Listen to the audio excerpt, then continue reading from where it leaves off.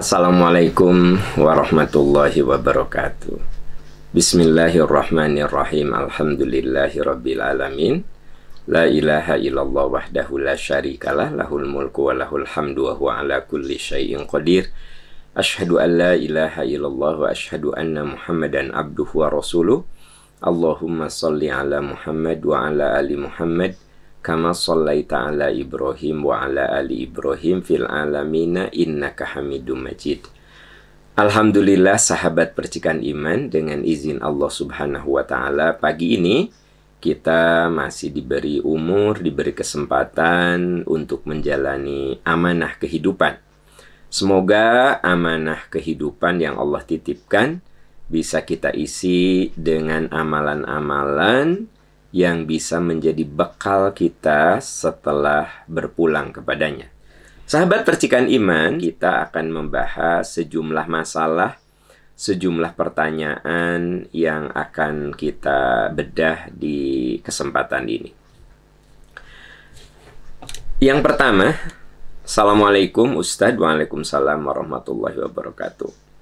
Ustadz, jika hendak menikah pada saat akad dengan wali hakim, ayah saya alhamdulillah masih ada dan alhamdulillah sehat, tapi beliau tidak mau menjadi wali nikah karena sudah cerai dengan ibu saya.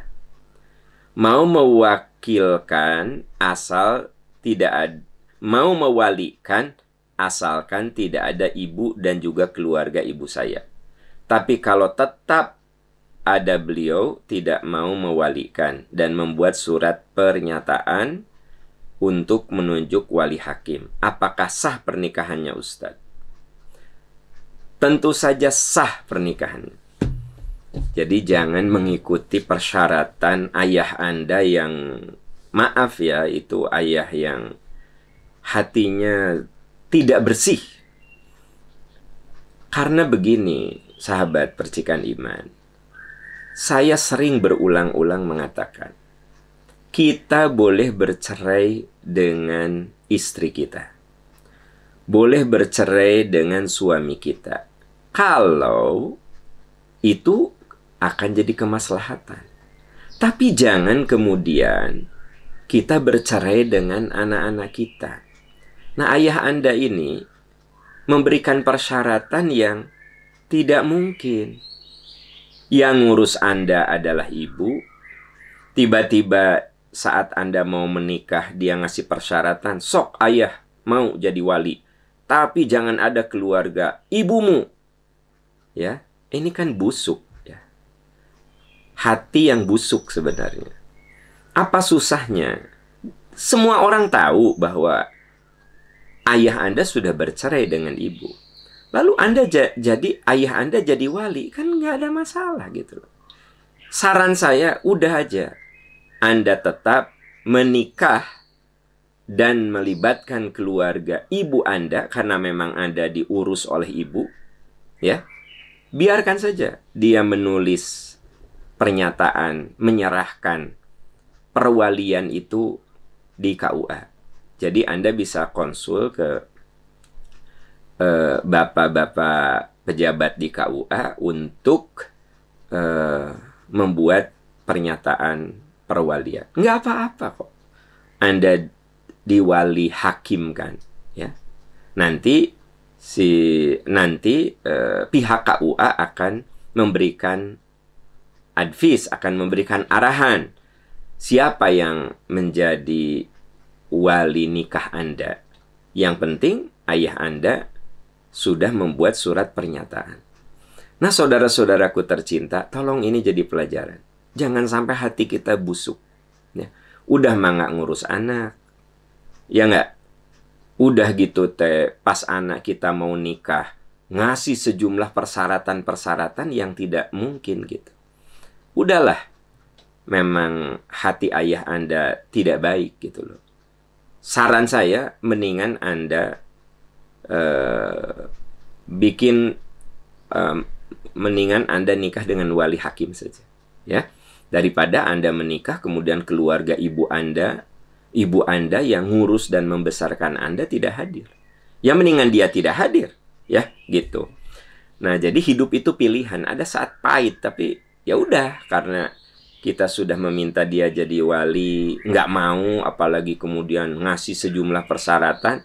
Saran saya, udah aja Anda nikah dengan wali hakim dan itu sah. Nah, nanti ngobrol dengan pihak KUA. Cerita aja apa adanya. Ya, biar pihak KUA nanti akan memberikan solusi-solusi hukum secara agama sah, secara negara sah, gitu. Ya. Wallahu a'lam bissawab. Wallahu a'lam bissawab. Ya, kita beralih ke pertanyaan berikut. Assalamualaikum Ustadz. Waalaikumsalam warahmatullah. Mohon maaf jika ini membuka aib pertanyaan ini. Saya akan menikah dan hari pernikahannya ini tinggal H-7 lagi. Tinggal 7 hari lagi. Semua sudah dipersiapkan dengan baik, undangan maupun acara resepsinya. Namun pada hari -7 saya menemukan video calon suami saya sedang melakukan hubungan seksual dengan mantannya. Walau memang hubungan seksual tersebut terjadi sebelum ia mengenal saya. Saya kenal bulan Mei, tanggal 20, dan saya lihat video itu bulan April. Dan tanggal 7 Mei, saya dan calon suami memang baru kenal 3 bulan. Dan karena kami sudah meniatkan untuk menikah, maka diaturlah semua acara pernikahan tersebut. Namun di hari -7, saya malah menemukan video tersebut, Ustadz. Menurut Ustadz bagaimana? Apakah saya tetap harus melanjutkan pernikahan? Tapi memang sebelumnya calon suami saya pernah bilang bahwa dia pernah melakukan dosa besar dengan mantannya dan dia ingin kembali ke jalan yang benar dengan menikahi saya. Saya tidak bisa memberikan saran apapun kecuali kembali kepada keputusan Anda. Ya. Mendingan Anda berpikir lebih dalam, lebih jernih ya. Calon suami Anda sudah cerita bahwa saya dulu melakukan dosa besar. Walaupun dulu nanti ternyata sebulan yang lalu saya melakukan hubungan intim dengan pacar saya. Saya sekarang akan menikahi kamu. Saya mau tobat, ya, gitu. Ternyata 7 hari lagi nikah, Anda menemukan video itu. Walaupun memang video itu dilakukan sebelum Anda bertemu dia. Berarti apa? Kembali ke Anda.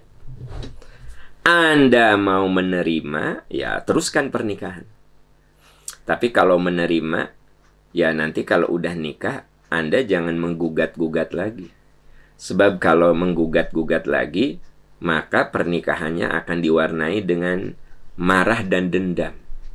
Pernikahan yang dibalut dengan kemarahan dan dendam tidak akan sakinah, tidak akan sejuk, tidak akan tenang.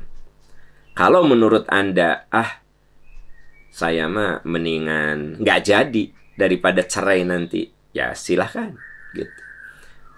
Ada yang kasus seperti ini saya menemukan beberapa kali yang konsul seperti ini.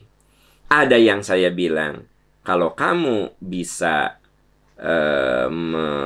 menghapus marah dan dendam, ya nikahlah. Tapi kalau kamu sekiranya tidak akan bisa menghapus marah dan dendam, nggak usah, saya bilang. Kenapa? Sebab nanti akan terus menjadi racun dalam rumah tangga. Jadi Anda menjadi suudon, Anda menjadi pemarah, Anda menjadi tidak tenang, saya bilang kalau misalnya akan begitu, ya mendingan batal. Ngapain Anda rumah tangga di dalamnya banyak racun-racun yang membuat Anda berantem. Ya mendingan batal. Tapi kalau Anda mengatakan, enggak, saya bismillah, saya akan melupakan masa lalu dia. Nah, tapi ingat, kalau udah nikah jangan dibahas lagi. Jangan diungkit-ungkit lagi. Dan bisa nggak Anda menghilangkan suudon terhadap dia? Nah, kalau bisa, ya bismillah Anda nikah. Karena boleh jadi semua orang juga punya masa lalu. Tapi ada yang masa lalunya parah, ada juga masa lalu yang bisa diterima. Nah, persoalan calon suami Anda, apakah itu bisa diterima oleh Anda? Masa lalunya. Ataukah tidak bisa diterima? Kalau masa lalu dia bisa Anda terima, bisa Anda telan, bisa Anda masukkan dalam relung hati dan pikiran Anda, dan kemudian Anda anggap itu tidak ada, ya bismillah Anda nikah. Tapi kalau nggak bisa begitu, ya mendingan batal. Mumpung belum, ya gitu. Mumpung belum jadi suami istri. Jadi membatalkan pernikahan itu bukan hal aib. Kan ada beberapa orang yang seperti Anda, bahkan ada yang pernah 2 hari lagi. Kebayang nggak sama Anda? 2 hari lagi. Ternyata dia menemukan hal-hal yang buruk pada calon suaminya. Dibatalkan. Karena dia berpikir daripada nanti udah nikah mah statusnya jadi cerai. Ya. Sekarang mah statusnya bukan cerai, batal nikah saja. Gitu. Sok, Anda istikharah. Jadi yang bisa jawab itu Anda. Tanya hati Anda. Ini yang paling krusial. Tanya hati Anda. Bisa menerima nggak kehadiran dia dengan utuh? Ya. Dan Anda melihat bahwa dia itu orang yang mau tobat dengan Anda. Kalau Anda bisa terima itu, ya udah, nikah. Tapi kalau Anda nggak bisa terima itu, ya, terus bakal membayangi pikiran dan hati Anda, saran saya, ya nggak usah. Mendingan batal nikah daripada udah nikah, bercerai karena terus ini meracuni rumah tangga Anda. Ya, gitu. Wallahu a'lam bishawab. Ini memang bukan pilihan mudah. Semoga Allah menguatkan Anda, diberi kemantapan hati memilih yang terbaik menurut Allah Subhanahu wa taala. Anda mohon, ya. Dan kalau Anda ragu, jangan dilanjutkan. Karena Ali bin Abi Thalib menasihati, "Da' ma yuribuka ila ma la yuribu." Kalau kamu ragu, jangan diambil. Jadi kalau Anda menikah dengan seseorang, ragu nih saya, jangan. Ya, rumus itu mah. Ya, bahkan kalau misalnya kita mau meloncati sungai kan gitu, ragu tuh, mendingan jangan. Gitu. Anda mau nyebrang, ragu, ya jangan. Nunggu sampai mantap baru nyebrang kan gitu. Nah sekarang Anda mau nikah, ragu, jangan.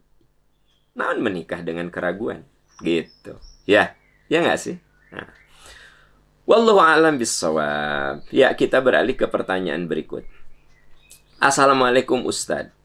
Waalaikumsalam warahmatullahi. Apakah bisa kita sah disebut berjamaah jika dilakukan di rumah dengan mendengarkan imam via speaker masjid untuk sholat fardu ataupun sholat taraweh? Ya. Begini Bu, ya, yang namanya berjamaah itu ada aturan main.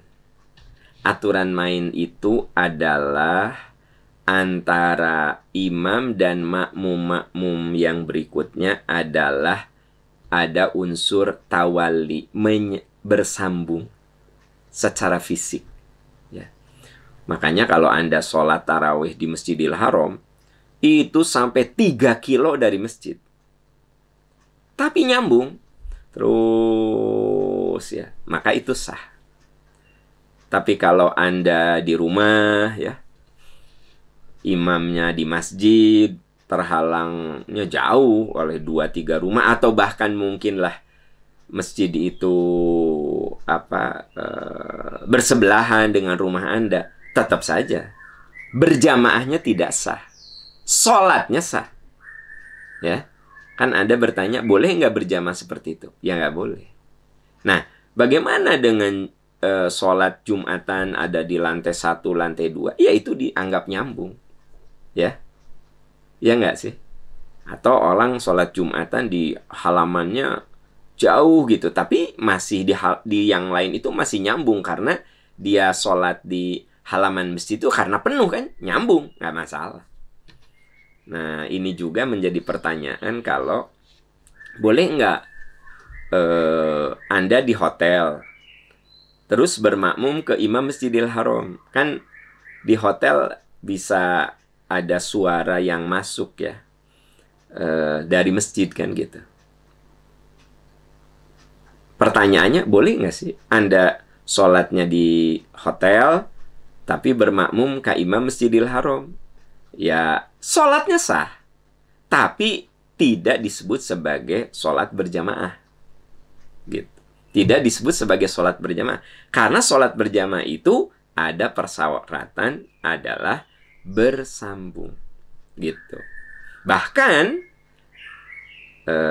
ketika saya datang ke masjid lalu saf itu penuh, ya, saya kudu nggak boleh la sholata, tidak ada sholat, maksudnya tidak sah sholatnya bila kita di belakang saf sendirian. Nah, di antara para ulama fikih mengatakan tidak sah itu, ada yang memang tidak sah, ada yang mengatakan bahwa itu tidak dihitung sebagai sholat berjamaah. Kebayang nggak sama Anda? Saya masuk masjid, saf itu penuh, saya sendirian di belakang. Nah, ya, la sholata ba'da shaf, tidak ada sholat setelah saf. Jadi kalau saya sholatnya sendirian di belakang saf, nah itu tidak ada sholat. Maksud tidak ada sholat itu tidak sah sebagai sholat berjamaah. Tapi sholatnya tetap sah. Bahkan ada di antara ulama fikih yang mengatakan, ya berarti tidak sah sholatnya. Gitu ya. Nah, minimal kita mengambil pendapat yang paling ringan, yaitu sholatnya sah, tapi tidak mendapatkan pahala berjamaah. Gitu ya, Bu ya? Oke. Wallahu a'lam bishawab.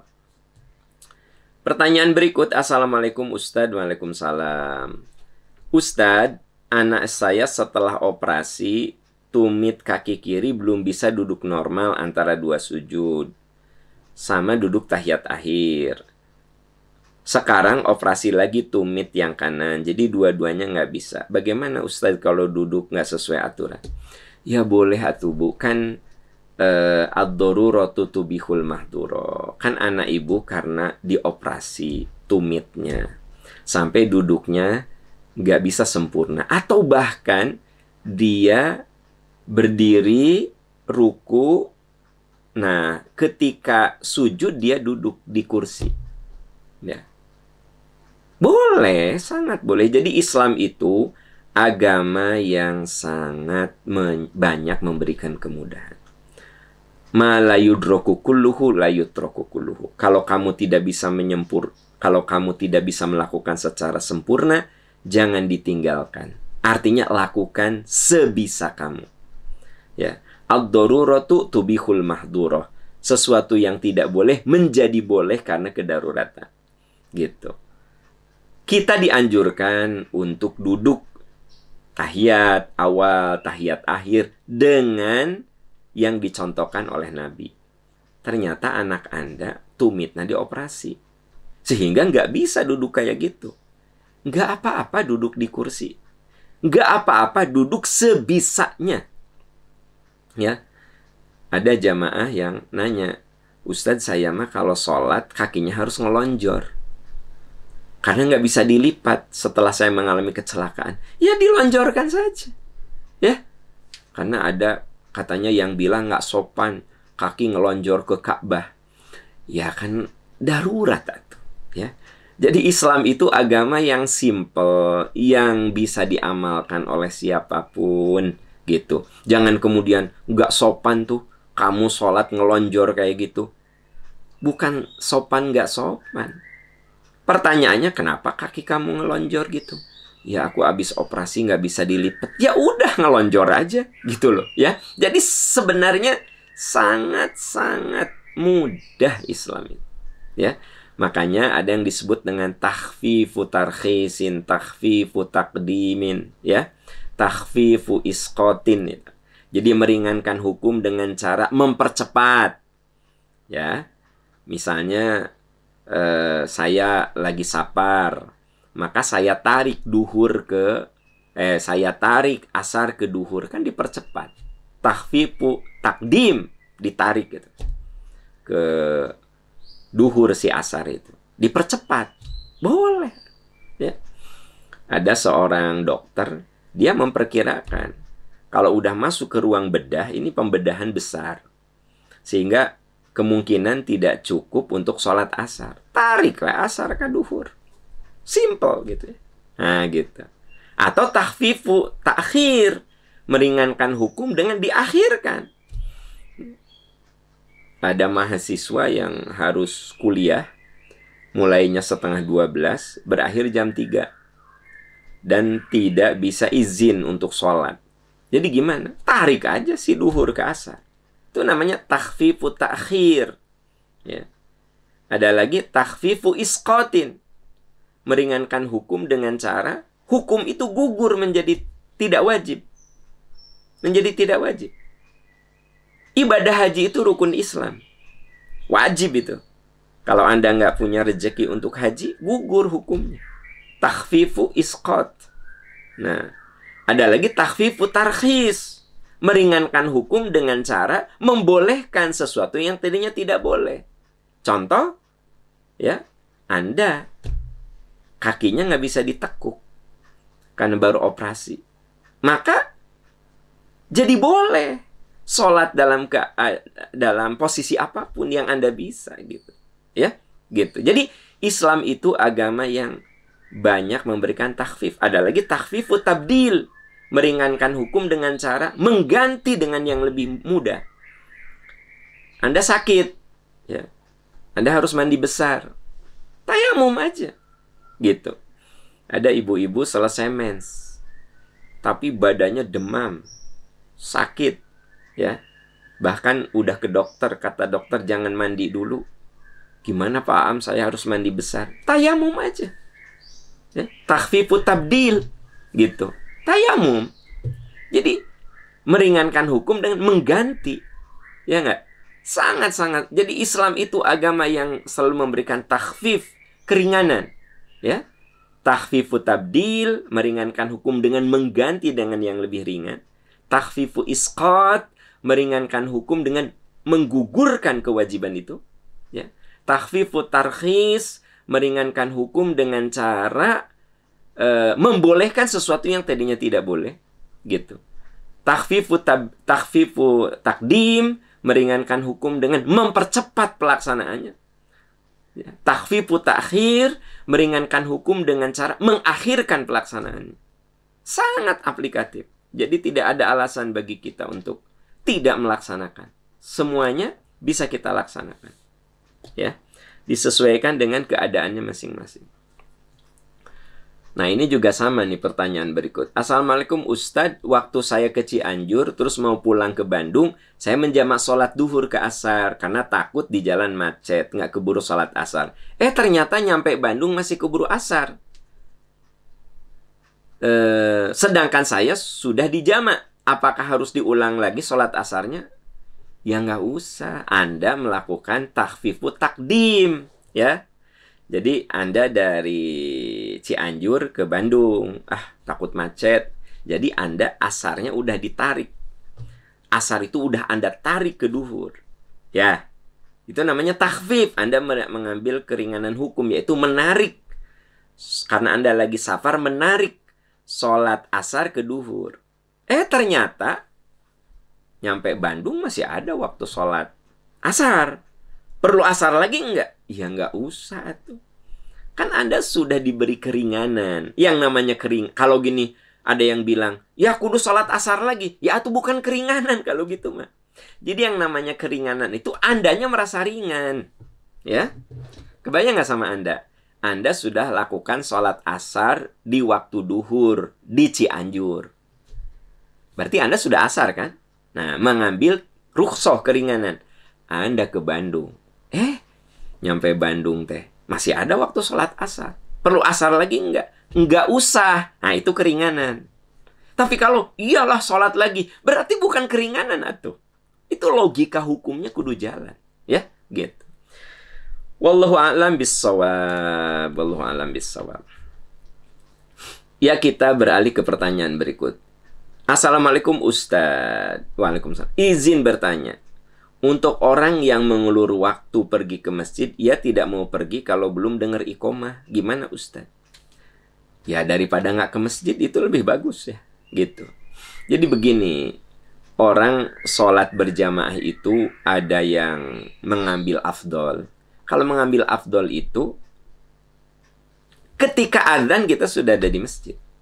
Dan antara azan dan iqomah, sambil nunggu, itu mustajab berdoa. Doa yang mustajab. Kalaupun Anda tidak berdoa, Anda diberi pahala seperti orang yang sholat. Nah, ini kita lagi cerita bahwa semua itu ada apa ya? Ada makomnya, ada kedudukannya. Kalau kita ingin sholat berjamaah yang sempurna, sebelum azan, mendekati waktu sholat, sudah berwudu, dan afdolnya wudunya di rumah. Karena hadisnya mengatakan, man tatahhara fi baitihi. Dia sudah punya wudu dari rumah, berangkat ke masjid. Maka setiap langkahnya penggugur dosa. Jadi ini saya bercerita dulu, mana ibadah tertinggi, mana ibadah yang terendah. Gitu. Kalau kita bicara ibadah tertinggi, wudu dari rumah. Bukan di masjid wudunya. Karena hadis Nabi mengatakan, siapa yang man tawaddo'a, berwudu di rumahnya, kemudian dia pergi ke masjid, setiap langkahnya penggugur dosa. Kebayang sama Anda? Lalu dia nyampe masjid, azan. Dengar azan dia di masjid. Maka dari azan ke qomat, orang itu, kalau kita melakukan itu waktu mustajabud doa. Sok berdoa banyak di situ. Kalaupun Anda tidak berdoa, ya, antara azan dan qomat, ya, duduknya saja diberi pahala sholat. Duduknya saja. Jelas kalau di situ misalnya Anda masih sempat sholat qobla, ya itu kan. Nah, itu yang ideal. Tapi kalau ada orang yang ya, dia mah baru ke masjid mun qomat, ya sah sholat berjamaahnya. Tapi dia tidak mengambil keafdolan itu. Gitu. Jadi masalahnya pilihan saja. Mau mengambil afdol atau mau mengambil yang standar. Ya, kalau misalnya suami Anda senangnya standar, ya Anda boleh ingetin omongan saya yang tadi, ayah kalau ingin dapat pahala gini-gini begini. Tapi kalau malah jadi berantem gitu ya, ya sudah. Ya, gimana lagi, emang pilihannya begitu. Ya nggak? Kita itu harus memilih antara kebayang nggak? Tiap waktu sholat Anda berantem sama suami. Berantemnya cuma masalah suami Anda begitu azan masih di rumah, qomat baru pergi. Ya sekali-kali Anda ingetin. Tapi kalau nggak diingetin, susah diingetin ya gimana lagi ya. Dan itu mah kaitannya dengan panggilan hati gitu loh. Ya, dengan panggilan hati. Yang pasti dengan berangkat ke masjidnya, sholat berjamaah, itu sudah afdol gitu. Hanya tingkat keafdolannya yang saya bilang beda-beda gitu ya. Oke, wallahu a'lam bishawab. Kita beralih ke pertanyaan berikut. Assalamualaikum Ustadz. Waalaikumsalam. Ustadz, apa yang dimaksud dengan tangan waktu sholat harus tertutup? Terus yang termasuk bagian telapak tangan, terus telapak tangan apakah itu harus tertutup? Ibu ya, aurat wanita itu wajah dan telapak tangan. Maksudnya telapak tangan dan punggung tangan itu boleh terbuka. Kebayang, bukan berarti Anda kalau sholat itu kudu pakai sarung tangan. Enggak usah. Ya. Cukup wajah Anda terbuka, terlihat. Telapak tangan dan punggung tangan itu boleh terbuka. Gitu. Makanya orang Indonesia banyak yang aneh. Kenapa ya di Masjidil Haram teh banyak yang nggak pakai mukena? Dan memang tidak harus pakai mukena kalau bajunya sudah standar sholat. Ya, jadi kalau Anda pakai baju syar'i, nah ibu-ibu pakai baju syar'i, ya, Anda tinggal pakai kaos kaki, sudah, nggak usah bawa-bawa mukena. Ngapain bawa mukena? Wong baju Anda juga sudah sempurna, gitu. Makanya banyak orang yang baru pertama kali ke Masjidil Haram itu yang nanya, Ustadz kenapa ya di Masjidil Haram ibu-ibunya banyak yang nggak pakai mukena loh? Karena kalau mukena itu budaya kita. Karena baju ibu-ibu tuh tidak syar'i, masih ada bentuk lekukan-lekukan ya. Nah, maka disempurnakan dengan mukena supaya lekukan-lekukan itu tidak tampak. Maka mukena penyempurna bagi Anda dalam menutup aurat. Itu maksudnya. Nah, jadi artinya kalau baju Anda ibu-ibu udah baju syar'i yang lebar ya. Kemudian ya kalau Anda belum pakai kaos kaki karena jari-jari kaki itu aurat sebenarnya. Jangan salah tuh. Nah, kemudian telapak dan punggung tangan boleh terlihat ya. Makanya si bagian tangannya harus mengikat. Jadi ibu-ibu kalau bajunya mau dipakai sholat itu mengikat ya. Ada. Jadi kancing atau apalah pokoknya ngikut gitu. Ada juga yang dibantu dengan manset gitu. Silahkan saja. Nah, jadi kesimpulannya wanita itu sah sholatnya ya, punggung tangannya terlihat, apalagi telapak tangan sangat boleh. Jadi tidak perlu kemudian mau sholatnya pakai sarung tangan, tidak perlu sebenarnya, tidak perlu ya gitu. Bahkan kalau Anda lagi umroh nggak boleh pakai kofazan. Kofazan itu sarung tangan. Jadi Anda kalau umroh itu wajah kudu terbuka, ibu-ibu. Anda yang suka pakai cadar, kalau lagi ihram, itu harus dibuka cadarnya. Itu mah perintah Nabi. Ya. Ini isyarat bahwa memang wajah itu bukan aurat. Makanya Nabi nyuruh wanita itu kalau tawaf, tidak boleh pakai cadar. Kudu dibuka cadarnya. Telapak tangan, punggung tangan terlihat. Tidak boleh pakai kofazan. Kofazan itu sarung tangan. Nggak boleh. Gitu. Ini aturan agama. Dan itu itu hadisnya masyhur. Sangat terkenal. Bahwa wanita itu tidak boleh pakai cadar. Dan tidak boleh pakai kofazan. Tidak boleh pakai sarung tangan. Ustadz, bagaimana kalau pakai masker? Masker maka nawaitunya bukan cadar. Atau. Ya nggak? Masker itu, nawaitunya untuk kesehatan. Dan fungsinya juga beda kan gitu. Jadi kalau Anda lagi tawaf pakai masker, nggak apa-apa. Kenapa? Nawaitunya kesehatan. Tapi kalau cadar malah nggak boleh. Karena fungsinya beda gitu loh. Nah, ini isyarat juga bahwa wajah itu bukan aurat. Jadi cadar itu sifatnya ikhtiyati. Mau pakai cadar silahkan. Afdol mungkin itu akan lebih menjaga dirinya. Tapi kalau tidak pakai cadar juga nggak apa-apa. Anda yang tidak pakai cadar, jangan mengatakan, muni pakai cadar. Ya biarin aja orang mau pakai cadar. Dan Anda yang pakai cadar tidak perlu mengatakan bahwa yang tidak pakai cadar itu tidak syar'i. Ya. Tidak bercadar itu nggak apa-apa gitu loh. Jangan, kamu yang sempurna dong berhijabnya. Coba pakai cadar. Salah itu omongan. Jadi seolah-olah kalau tidak bercadar itu tidak sempurna. Seperti halnya orang yang tidak bercadar kepada yang bercadar, kamu mau berlebih-lebihan. Itu juga salah. Jadi gimana?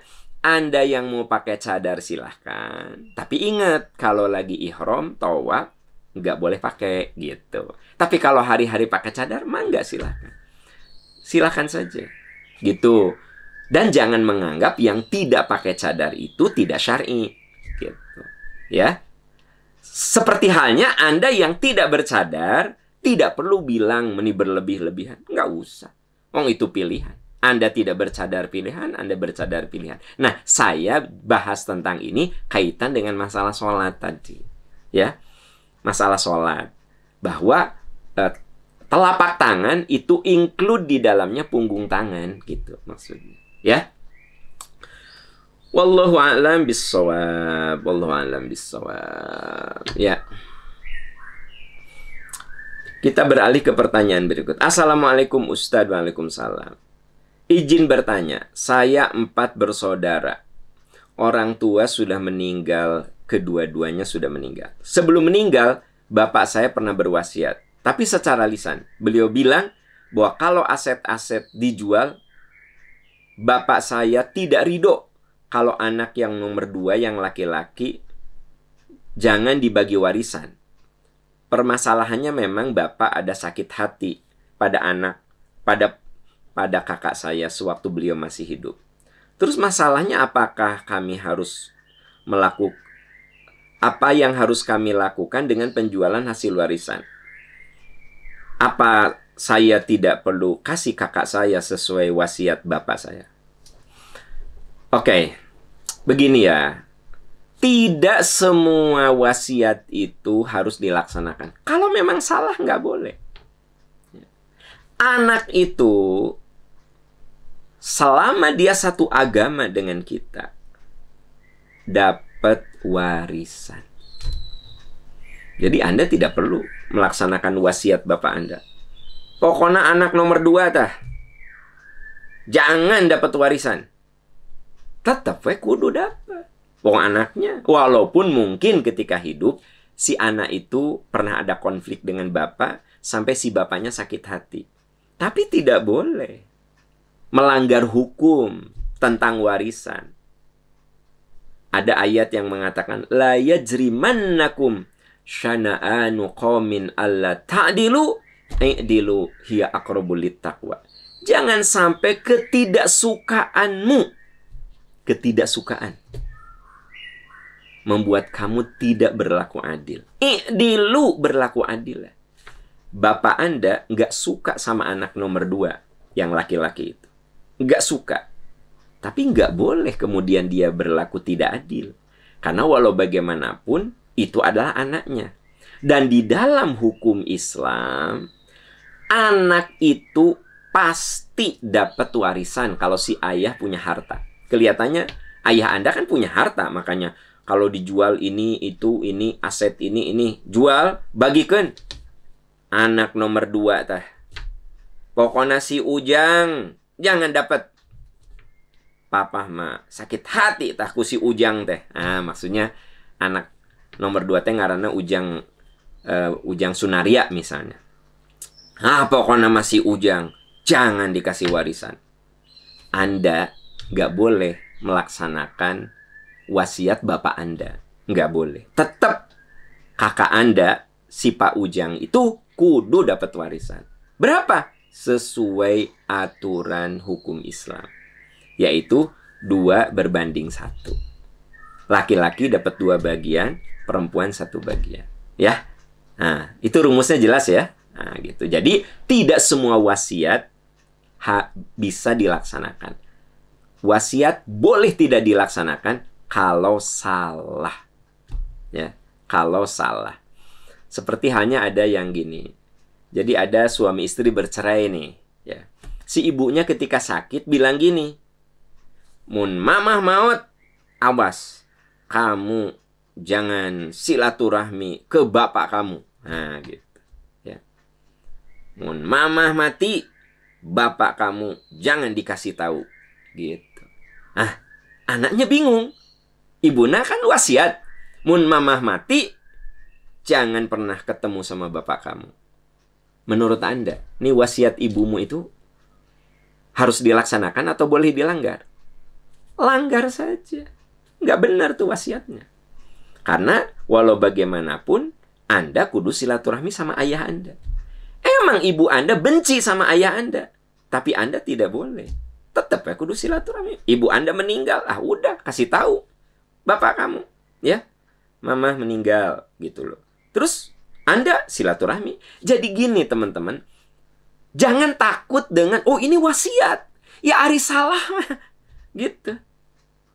Kalau salah ya jangan dilaksanakan. Ada seorang ibu cerita, Pak Am, waktu suami saya sakit, dia berwasiat, Mama, mun ayah meninggal, jangan nikah lagi ya, gitu. Ya. Dia nanya, Pak Am, gimana ya? Suami saya berwasiat kalau dia meninggal, saya nggak boleh nikah lagi. Sekarang ada yang mau nikahin saya. Ah, Bapak, Ibu, nikah saja. Ih, Pak Am, itu wasiat. Wasiat suamimu nggak bener. Gitu. Nih, wasiat suamimu nggak bener. Jadi gini, orang itu suka takut dengan wasiat. Wajib wasiat itu dilaksanakan kalau benar. Bahkan di Quran ada kalimat mimba diwasiatin tusuna biha audain. Wasiat itu kudu dilaksanakan. Bahkan sebelum pembagian waris, lihat apa dulu wasiat yang harus ditunaikan. Ya, berarti wasiat itu wajib dilaksanakan asal benar. Kalau wasiat salah itu nggak usah takut untuk dilanggar. Tadi ya kan gitu.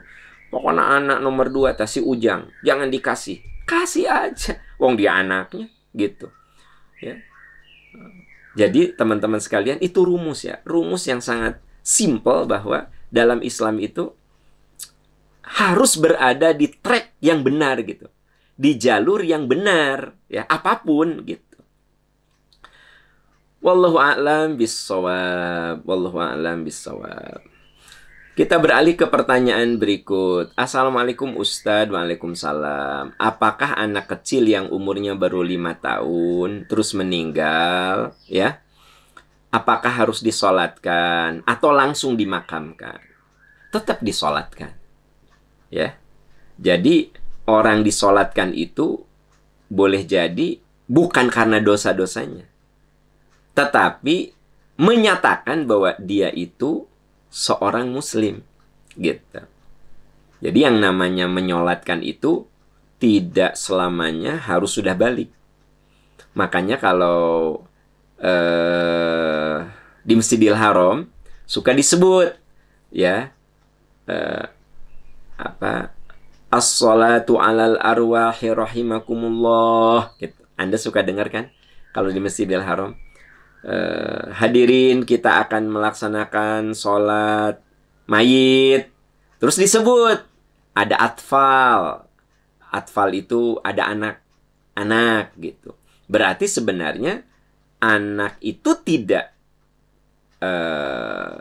menanggung dosa. Artinya anak yang belum balik itu dianggap suci. Tapi tetap disolatkan. Karena menyolatkan di situ lebih kepada untuk menunjukkan identitas bahwa dia itu anak yang lahir dari keluarga muslim, begitu. Ya. Oke, Bapak Ibu, sahabat-sahabat tercinta, itu yang bisa kita bahas dari sejumlah pertanyaan. Mohon maaf kalau ada pertanyaan yang belum terbahas. Ada beberapa pertanyaan yang mirip-mirip, semoga itu bisa mewakili ya gitu. Nah, jadi teman-teman yang sudah mengirimkan pertanyaan tapi ternyata belum dibahas, ikutin aja terus ya. Insya Allah semua pertanyaan dibahas, hanya diantrikan. Dan semoga saja ada pertanyaan yang mirip dan bisa menjawab kasus Anda. Karena ada yang memang saya lewat karena mirip-mirip. Wah, ini mirip-mirip nih. Atau agak sering berulang. Nah, jadi saya saya keep dulu, nanti dijawab udah lebih lama lagi kalau mirip, kalau terlalu sering kan gitu. Jadi teman-teman nanti bisa lihat saja di YouTube-nya ya, di rekamannya. Semoga Allah menguatkan langkah kita dalam kebaikan. Subhanaka Allahumma wa bihamdika asyhadu an la ilaha illa anta astaghfiruka wa atubu ilaik walhamdulillahi rabbil alamin. Wassalamualaikum warahmatullahi wabarakatuh.